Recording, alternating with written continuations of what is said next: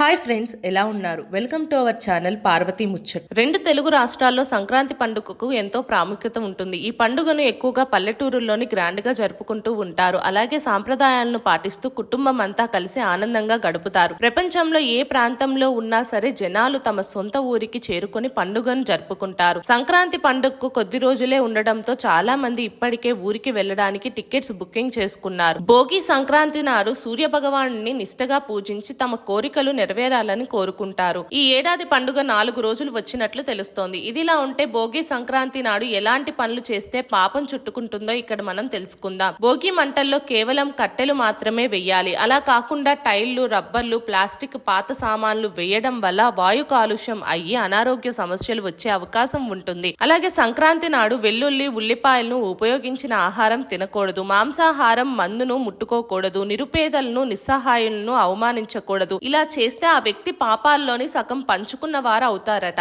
అందుకనే నెగిటివ్ గా మాట్లాడకూడదు. మా వీడియోస్ కనుక మీకు నచ్చినట్టయితే మా ఛానల్ని లైక్ చేయండి, షేర్ చేయండి, అలాగే సబ్స్క్రైబ్ చేసుకోవడం మాత్రం అస్సలు మర్చిపోకండి. మరిన్ని ఇలాంటి వీడియోస్ కోసం మా ఛానల్ని ఫాలో అవ్వండి.